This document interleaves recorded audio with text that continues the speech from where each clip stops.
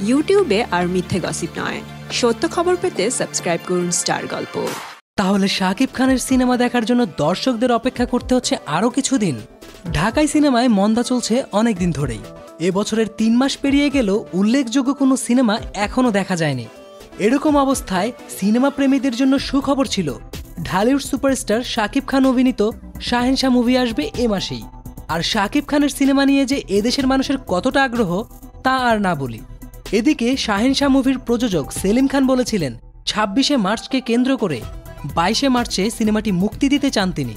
সেই লক্ষ্যেই গত ৭ই মার্চ সেন্সরে জমা দেওয়া হয় সিনেমাটি।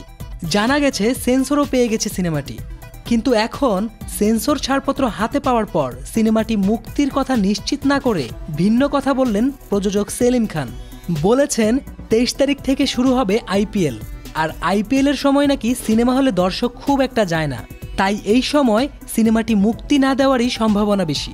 যাই হোক, এই কারণটা কতটা যুক্তিযুক্ত তিনি ভালো বলতে পারবেন, কারণ বিপিএল হলেও একটা কথা ছিল, আইপিএলের কারণে বাংলাদেশের মানুষ সিনেমা হলে যাবে না, তাও আবার শাকিব খানের সিনেমা দেখতে।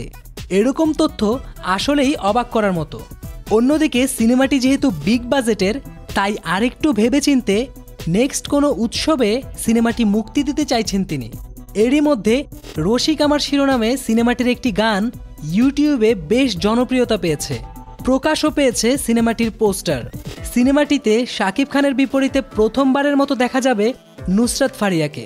তাই সব মিলিয়ে দর্শকদের ব্যাপক এক্সাইটমেন্ট ছিল এই ছবিটি নিয়ে।